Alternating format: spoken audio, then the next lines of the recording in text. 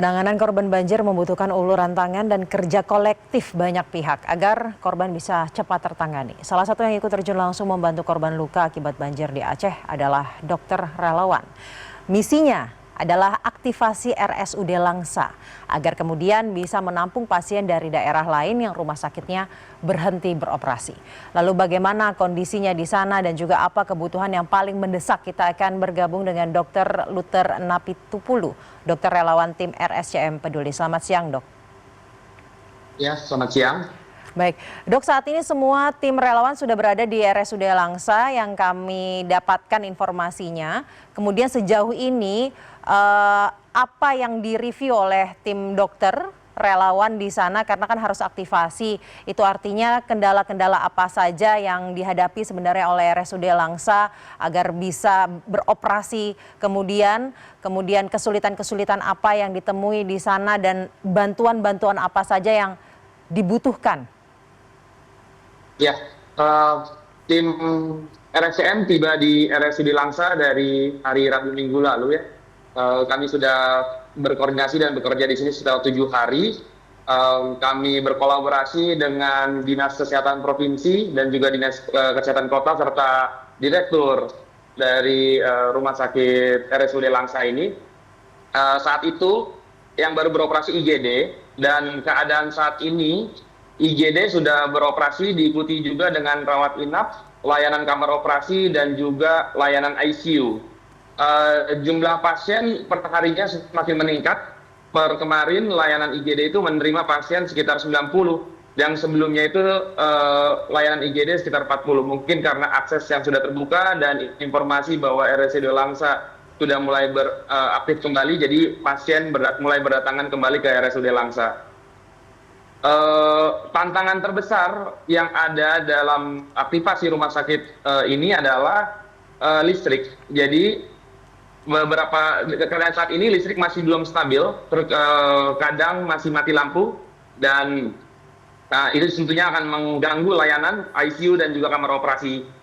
Seperti itu yang untuk bisa saya sampaikan untuk utamanya. Untuk obat, banyak bantuan dari instansi-instansi lain. Tentunya ke Dinas Kesehatan dan juga ke RSUD Langsa ini, dan saat ini bantuan juga masih berdatangan untuk logistik dan relawan-relawan lainnya. Dan di sini kami koordinasikan untuk semua relawan dan juga logistik yang akan membantu RSUD Langsa bersama dengan Dinas Kesehatan Provinsi dan Kesehatan Kota.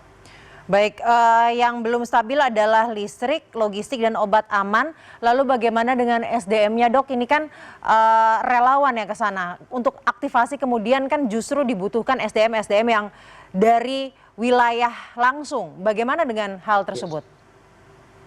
Ya, dari awal kita ke RSUD Langsa, kita langsung berkoordinasi dengan tenaga medis dan non-medis organik ya, kita istilahnya, yang bekerja di RSUD Langsa. Di situ sambutannya baik, kami bersama-sama ya berkolaborasi untuk mengaktifasi RSUD Langsa ini. Perlahan-lahan mulai pulih, yang mungkin terdampak juga sudah bisa kembali bekerja, dan saat ini tim organik juga sudah mulai bekerja ya, tenaga kesehatan maupun tenaga penunjang kesehatannya sendiri.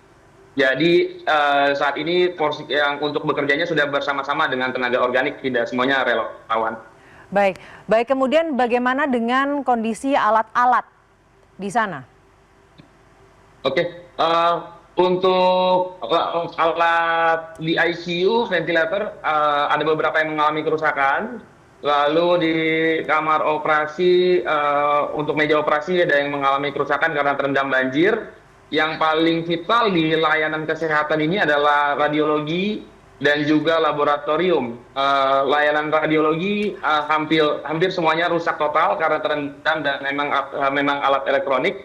Saat ini terdapat bantuan dari Edam Malik, baru sampai untuk layanan radiologi X-ray. Jadi sekarang sudah bisa dilakukan X-ray yang sebelumnya tidak bisa. Itu juga jadi tantangan tersendiri.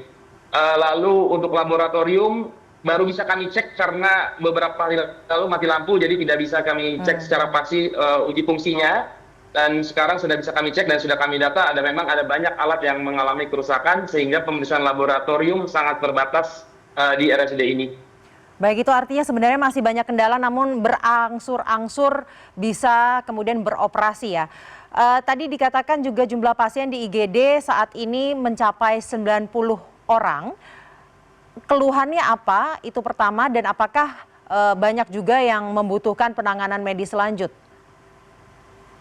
Ya, mayoritas penyakit terbanyak adalah trauma minor maupun mayor, lalu disertai juga ada juga infeksi saluran napas atas dan saluran pencernaan ya, akut.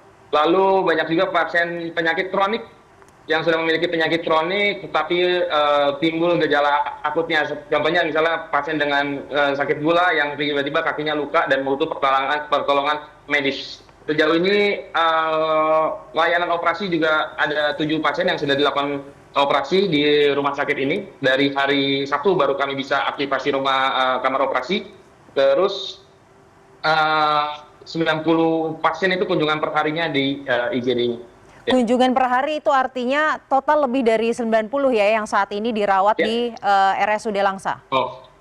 Oh tidak, jadi yang 90 hari itu ada yang rujuk, ada yang hanya minor sehingga bisa pulang, dan ada yang dirawat inapkan jika dibutuhkan. Statusnya sekarang ruang rawat inap itu yang aktif 40 dengan 10 sekitar 10 untuk di ruang rawat ICU.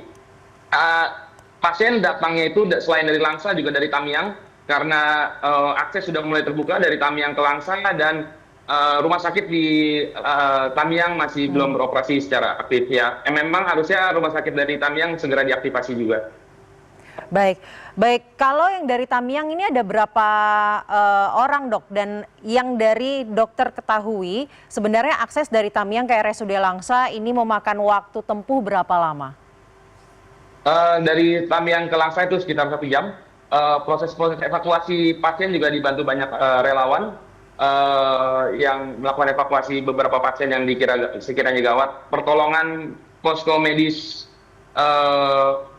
juga sudah ada dari berjalan ke Tamiang dari Langsa. Beberapa kan harus mampir di Langsa karena ini yang masih bisa di tempat tinggalnya untuk dijadikan posko.